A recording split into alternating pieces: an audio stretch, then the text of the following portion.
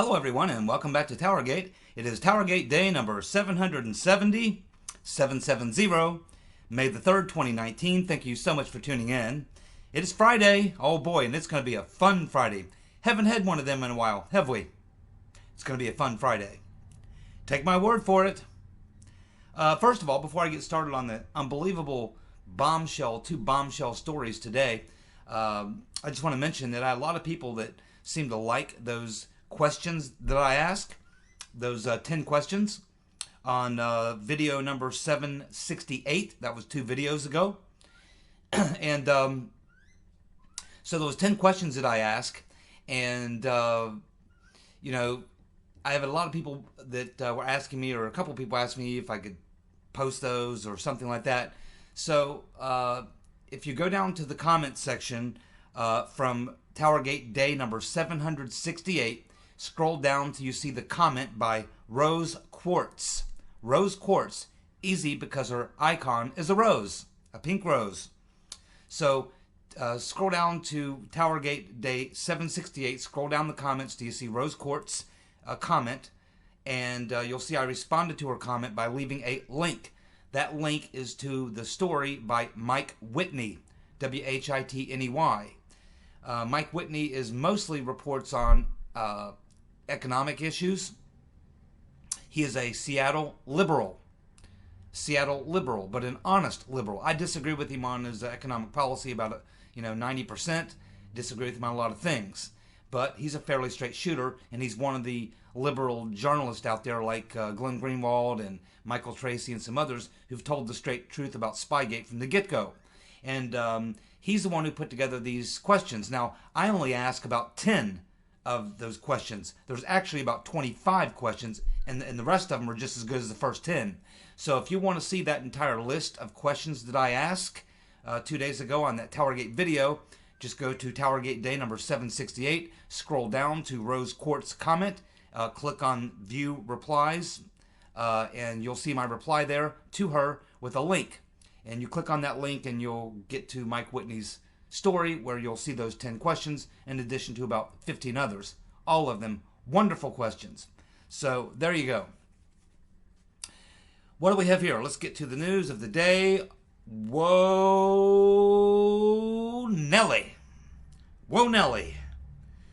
It appears that Smelly Nellie Orr has been referred to the DOJ for criminal investigation for lying under oath during her congressional testimony. It appears that Nellie told Congress that she never shared her research on Russian organized crime and Donald Trump with individuals outside Confusion GPS, her husband Bruce, and Chrissy Steele. But it turns out that Smelly Nellie was lying. Nellie did share her research on Trump and Russia, organized crime, as well as information coming out of the Ukraine to assist the DOJ in their investigation, which eventually will prove to have been illegal in itself.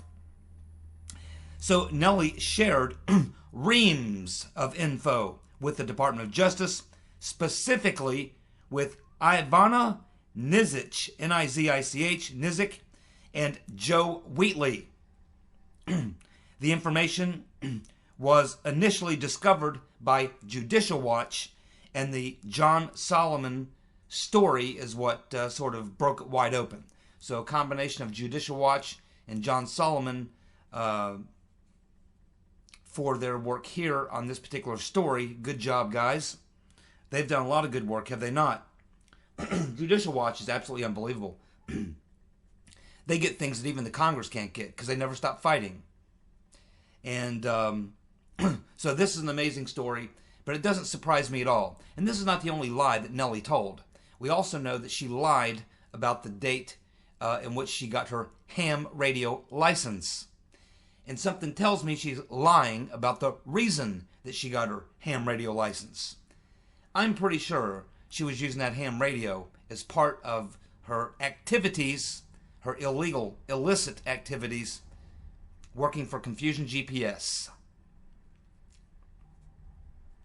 So she now has a criminal referral. There's a lot of things going on with Nellie Orr, and she's going to become, when we get to the bottom of this thing, she will end up being a much bigger player in this because, as most of you know who watch my TowerGate videos, I depart from 99% of even a lot of people that I like to listen to, and you probably like to listen to. A lot of people still talk about, well, the Russians were involved and they did this and did that, and Russian sources. You still hear Hannity talk about Russian sources and things and such.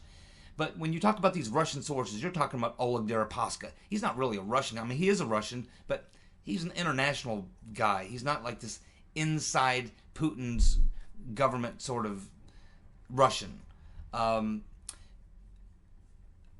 I've been saying for a very, very long time, the dossier was not written by Christopher Steele. The dossier was written by Glenn Simpson and his wife, along with Nellie Orr. They were the primary authors. They probably wrote the lion's share of the dossier. Then they had Mr. Baumgartner over there in London assisting, and he was probably, along with Christopher Steele, maybe getting some stuff from Deripaska. So little bits and pieces, but 90% probably of the dossier was really that little group at Confusion GPS. It was home cooked. And there were no real Russian sources. There were a lot of Ukrainian sources, not Russian sources. The dossier was written by primarily Glenn Simpson, his wife, and Nellie Orr, with a little help from Mr. Baumgartner, and he kind of works with Steele. They're kind of buddies. They kind of work together on a lot of things. Baumgartner speaks fluent Russian. Baumgartner went to school with Nellie Orr. They know each other very well. And I'm pretty sure that ham radio, Mr. Baumgartner and Nellie Orr have some connections. And Christopher Steele, as I've been saying for a very long time, was nothing more than a intelligence launderer. He was laundering the intelligence. They used Christopher Steele because of his credentials. Fusion GPS couldn't walk that dossier into the FBI and the State Department and everywhere else. So they used Christopher Steele to do that. That's what he was. He was the PR man, the flim-flam man, the man who had the credentials that when he put this information forth, they say, yeah, we got this former MI6 agent. When in fact this stuff was cooked up with the rotten Reverend Clinton, probably, and some of her goons. They probably put the whole little narrative together, used Confusion GPS to encapsulate the whole thing and put the whole narrative together. And there were really no Russians. There were Ukrainians. Information was flowing into them from Ukraine via Alexandria Chalupa, feeding them information. But it wasn't Russians, and it wasn't Christopher Steele that wrote the dossier. It was Confusion GPS and Ukrainians, pretty much. It's pretty much it. So there you go, Nellie Orr. Smelly Nellie. She's got a lot of problems, and so does Bruth and a lot of their friends. Lawyer up, Nellie. Now let's go to the next bombshell story of the day. Woo! This one here is big. And there's a lot to know about why this story broke today. So this story breaks today in the New York Times. The FBI admits using spies against Trump campaign. New York Times. Oh my goodness. That's a bold headline, don't you think? Even for the New York Times. FBI admits using spies against Trump campaign. Well, today's well-timed New York Times article describes how the FBI enlisted a female agent to work in the operation in the UK during August and September of 2016 to pose as an aide for U.S. intelligence asset / FBI informant Stefan Halper, the Fat Man. The female agent used a fake name, Azra Turk, and we still do not know her real name. Give it about 24 hours and I'm sure that'll come out. She is an undercover intel operative of the FBI. The FBI sent her to London to assist Halper, the Fat Man, as part of the counterintelligence operation.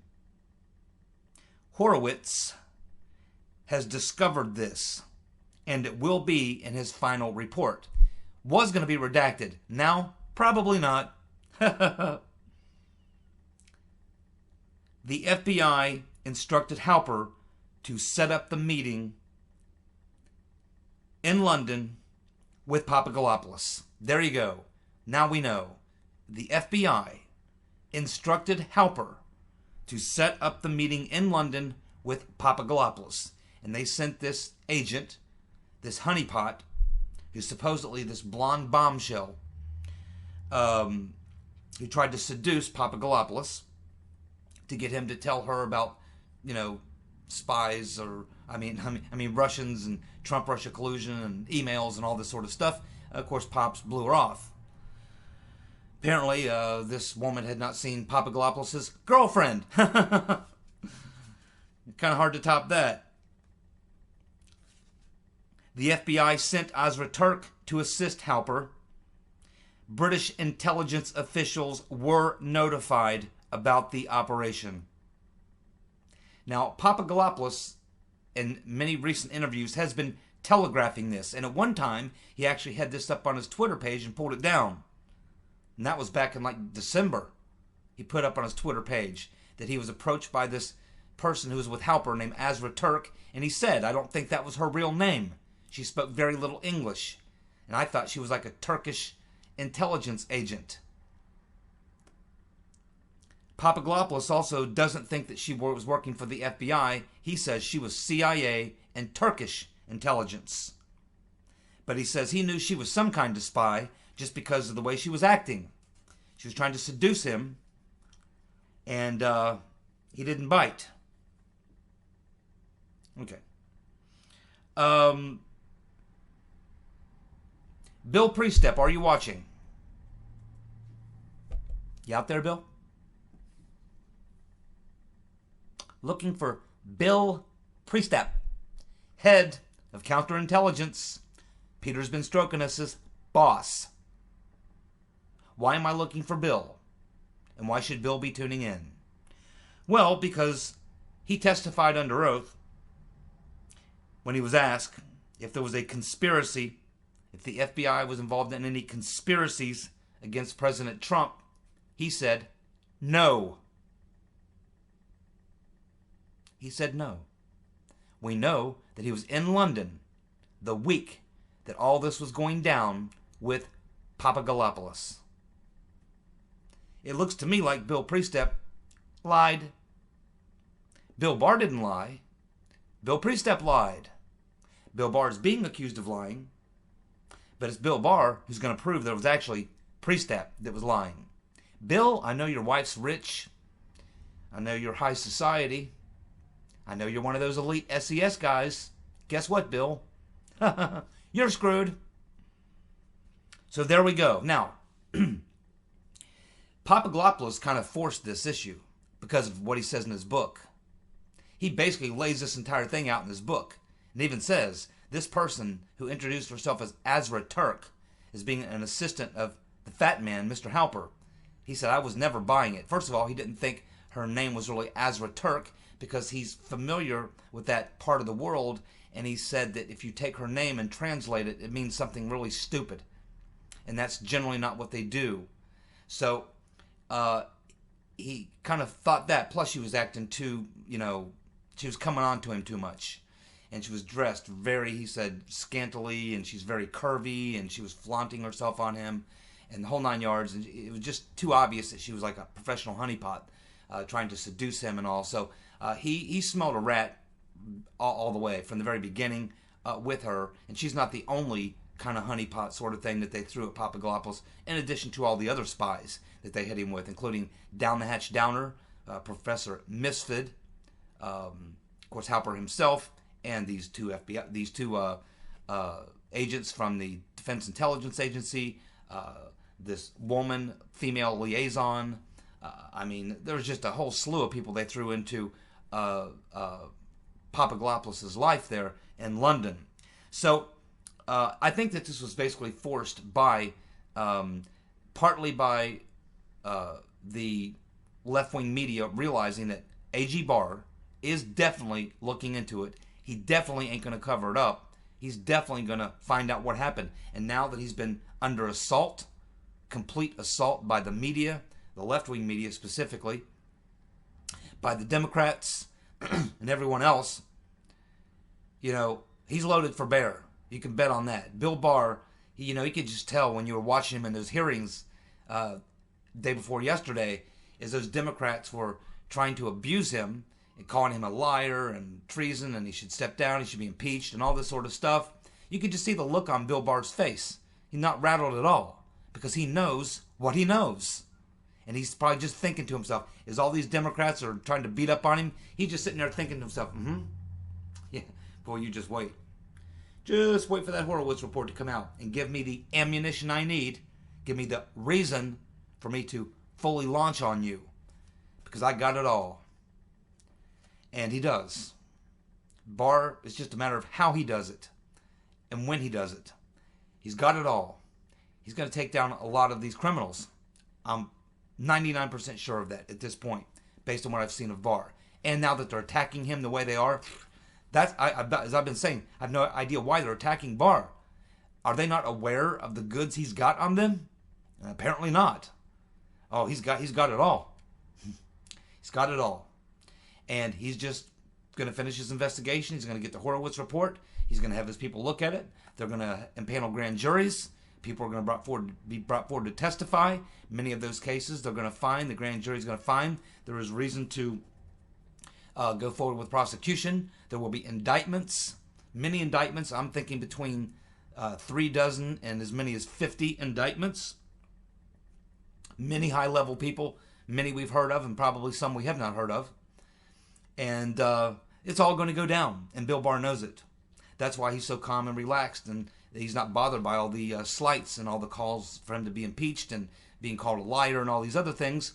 It's not bothering him a bit, because he knows in the end he is going to be vindicated, because he is going to produce the evidence to the grand jury.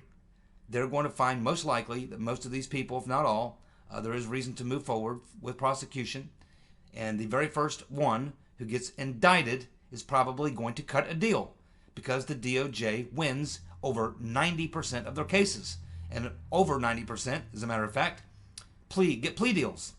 You gotta cut a plea deal. When they produce the evidence and your lawyer looks at you and says, okay, man, we just went through discovery. The DOJ's presented their evidence. They got you. They got you, brother. My advice to you as your attorney, cut the deal. Get some minimum jail time, pay a fine, and tell everything you know. And believe me, when the indictments hit, these people are going to be falling over themselves to take the deal, because generally they only need to cut the deal with one guy. One guy at the top, like a Comey, a Yates, someone like that, who can tell them the whole story and drop on everybody. So the second guy, the third guy, the fourth guy, the fifth guy in line to get the deal, too late, door shut. Who will be the first guy to jump in and take the deal? I got my money on either McCabe, Comey, or Yates. McCabe, Comey, or Yates. Now, I think Rodenstein has already been turned. But I think a lot of things were kept from Rodenstein. Comey, Yates, and McCabe are the three that can probably blow this thing wide open. And will probably one of those three will be the ones to turn. But anyway, this is a major story, and why this story now? Again, partly because I think of three things. Number one, because the media and the Democrats now realize Bill Barr is actually going to investigate this. He's going to get to the bottom of it, and he is not going to just let people off the hook. He is going to prosecute people for this crime. Whether he prosecutes people on a bunch of individual charges for violating policies, procedures, or violating laws, or whether he's going to go full bore and connect the dots and actually prosecute based on a conspiracy. And he can do it either way. He can either prosecute all these people on a larger conspiracy, or he can just take them one at a time for the violations that occurred.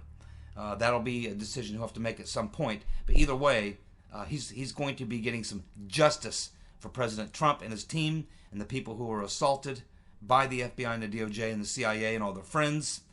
He is going to be vindicated, and he is going to stick his finger in the eye of all those Democrats who've been poking him in the eye over these past several days and will continue to do so until he drops the bomb on them. So William Barr talking in the hearings and saying, yeah, there was spying, and yes, I'm investigating, that is basically giving the signal to the news media, well, you better get out in front of this story. It's a big story, and you don't want to be late to the dance. So now that the New York Times, the paper of record, has come out with a bold headline, FBI admits using spies against Trump campaign, you can bet that all the other media organizations are going to have to fold up the other tent and start working on this one, because no one wants to be left behind in a story this big. So I think that that's the first thing. The second thing, I believe, was Papagos' book. He sold over 1 million copies of that book. A lot of people in D.C. have read that book, making lots of people nervous, because once the gag order was lifted and once the Mueller report was out, Pops was able to drop everything he's got, and he does it in this book. And believe me, he makes a very compelling case for what happened to him. And you read that book, he had multiple spies, informants, agent provocateurs run at him during the campaign, of every type of variety, from the honeypot to the fat man, from the professor to the down the hatch downer, you name it. It was all there. It was all going on. He got hit from every side. Turkish intelligence, British intelligence, American intelligence, FBI, Italians, you name it. They were all had locked in on Papagopoulos. And I think that the third thing that's going on here is just the general realization that this story is too big. It's not going away. And remember, for a lot of reporters, they go their entire life as reporters just hoping to get that story that makes them the Woodward and Bernstein.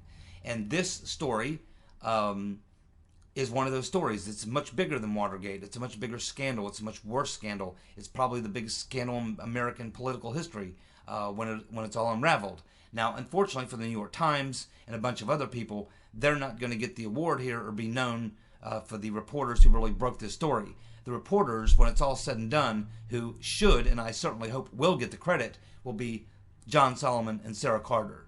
They're the two reporters who really, I think, deserve the credit. Even though there's been a lot of other good reporters, I think it's primarily those two that are kind of the Woodward and Bernstein of Spygate. So the thing is, the New York Times and a lot of other papers and news reporting sites now have a decision to make. Because once the story breaks to this point, and it's obvious that this story is going to be told, they cannot suppress it, they cannot hold it back, it's coming out. It's all coming out, and they know it. And they're getting leaks from the FBI about what's in Horowitz's report. And someone's leaking to them, to the New York Times, probably to other people, saying, hey man, it's time to start writing about this story. It ain't going away. Horowitz is going to drop some bombs. Barr is probably going to use Horowitz's report as the springboard to launch his investigations. And this is big. And there's a lot of things going down here. So you don't want to be behind on this story and look like a fool. And so I think that we are about to see the worm turn. The story is about to change. The narrative is about to change.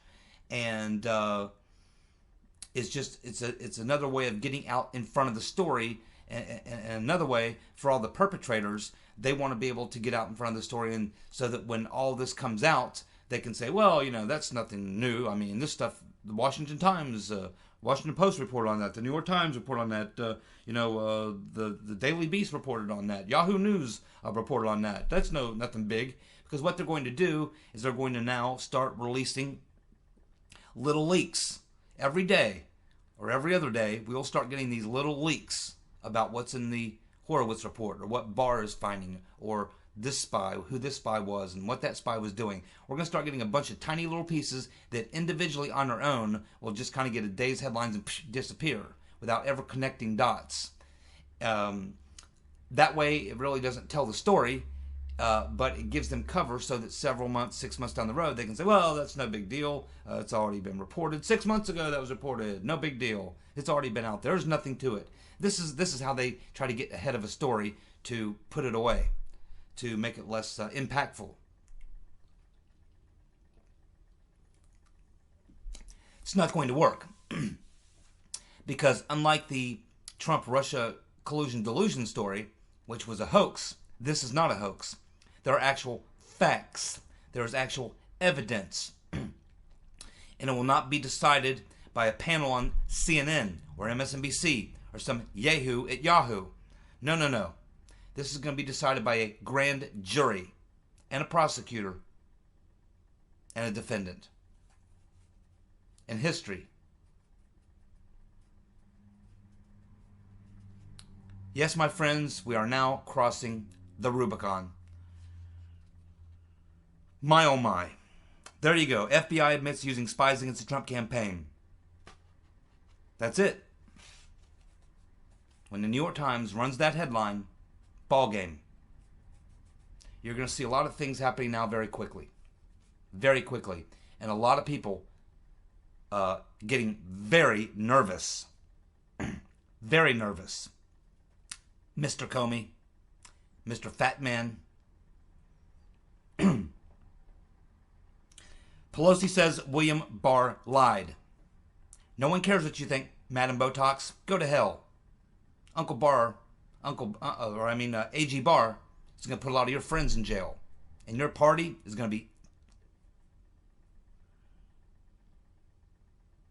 Uh-oh. There's a new book coming out. A new book by Peter Becker, a New York Times White House correspondent. It's a book about Obama, and a lot of it has to do with Obama and how he feels after the rotten Reverend Clinton was defeated, and a lot of things about what went on at that period, how he felt about all that, what he really thinks about Trump, and the whole 9 yards. A lot of juicy stuff supposedly in this book. But we are going to learn in this book that Obama took the loss personally. You bet he did. For 2 good reasons. Number one, he knew good and well that if Trump won the election, that his legacy is done. Done. Everything he did legislatively is going to be reversed. Trump's already done 90% of it. But the other part is that the rotten Reverend would not be able to come in and cover up all his crimes, and that they eventually would be discovered by Trump once he got a good attorney general and some honest people around him, and a little bit of wind in his sails. That time has come. Obama is freaking out right now, I promise you that. He's going to stay low, very, very low. He's probably in Hawaii or somewhere outside the country. You won't be seeing him talking very much. He's going to lay low and just hope everyone falls on the sword for him. Maybe they will. They probably will, but maybe they won't. So, yeah, he took the loss personally because his legacy is going to be rolled back, and his legacy as president is having run a counterintelligence operation, a coup against the opponent of the opposite party. That is not what you want in your legacy as a president. His legacy is going to be destroyed. Not just his legislative legacy, what he did as president is all going to be rolled back, but I mean his presidency is going to be destroyed.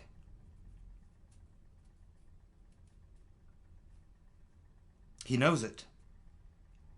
That's why he took the loss so hard. He also apparently in this book blamed the rotten Reverend for running a scripted, soulless campaign. And he said that the rotten Reverend Clinton brought many of her troubles on herself. Well, he's right about that. Hot diggity damn. She ran a scripted, yes, soulless, campaign. And she brought many of her troubles on herself. You better believe that one. She's bringing a lot of trouble on you too, Obama. Yes. You get around the Clintons, man. Everyone around the Clintons either ends up dead or in jail. Or broke. Except for the Clintons. They come out smelling like a rose. But everyone around them, dead, jail, or bankrupt. Never should have hitched your train to the rotten Reverend. Mr. Hussein. Apparently, Obama was steaming mad after he met with Trump in the White House. That's funny. I'm so happy, and I'm sure Trump is. When Trump reads that, he's going to be. That will just make his day. To know that Obama was steaming mad having just met Trump in the White House. That's great. Apparently, it was Barack Obama who called the rotten Reverend Clinton at 10 p.m. on election night and told her, hey, concede. You lost. Apparently, she apologized to him and said, I'm sorry for letting you down. He probably said, F you. F you. Now go out there and face the music. Shut it down. You lost. You suck. And she does. And she did. Or she did and she does. Now, CNN was forced today to admit that President Trump has a 56% approval rating on how he's handling the economy. 56% of people approve of Trump's handling of the economy. And that's a CNN poll. Oh, can you imagine the folks over at CNN? They're probably on life support at this point, jumping out of windows, jumping off buildings. Mass suicide over at CNN, the fake news network, when they learn that 56% of their own damn viewers approve of Trump's economy. Those are winning numbers, brother. Those are landslide numbers right there. We're also learning that reporters are not being granted access to Crazy Joe. It appears that Joe Biden's folks are making it very difficult for people to even get to ask him questions or even get anywhere near him. One freelance reporter named Marcus D. Paola, that's a great name for a reporter, Paola. Marcus D. Paola, a freelance reporter, says that in his case, it got physical. There's 3 other people that say that Biden's folks got physical with him. He says that Biden's aides are taking pictures of any reporters that object to being turned away from asking Biden questions. They tell you to go away. If you keep asking questions or try to get close to Biden, some woman comes out and snaps a picture of you. Of course, we have the rotten Reverend Clinton. This is absolutely classic rotten Reverend Clinton right here. And I really hope Bill Barr sees this tweet, because if anything will make Bill Barr reopen Hillary investigation, put the cuffs on this bitch, this will do it right here. The rotten Reverend Clinton suggested on Rachel Madcow's show that the 2020 Democratic candidate should call on China to hack the IRS to get Trump's tax return. Oh boy. Isn't that one of the reasons that Uncle Bob, the executioner, put in his 10 things for obstruction, was that Trump publicly said in a speech he wanted Russia to come up with those emails? Well, here you have the rotten Reverend Clinton calling on China to actually hack the IRS to get Trump's tax return. Trump didn't do any of that. Trump didn't encourage him to hack anything or do anything. He just, hey, if they've got those emails, we'd sure like to see them. But he didn't tell them that they should hack or what they should do. Here we have the rotten Reverend Clinton saying, yeah, they should tell the Chinese to hack the IRS. I'm sure the IRS is happy to hear that. You know, they have their own investigators at the IRS. Armed investigators. Carry Uzis. Yeah, there you go. I'll tell you, if Bill Barr sees that, you know, I'm telling you, it's almost like Hillary is challenging Barr. You know, challenging him. I dare you to indict me. I dare you. I got my friends all lined up. We'll cause a civil unrest. We'll cause a revolution. No, you won't, Reverend. Nobody gives a shit if you go to jail. They'll lock you up, perp walk your ass, and nobody will even give a damn. By the way, has the rotten Reverend Clinton endorsed Uncle Joe? No. Has she endorsed anybody? No. She's interviewed about 4 or 5 of the candidates, but she has not endorsed any. Why? Because she's not interviewing them to see if she's going to support them. She's interviewing them to see which one of the contestants are going to be her VP when she walks in and takes the nomination after Joe Biden collapses, and he will. He will collapse. Just watch. Thank you for tuning in. I'll be back tomorrow with more TowerGate. See ya. Bye.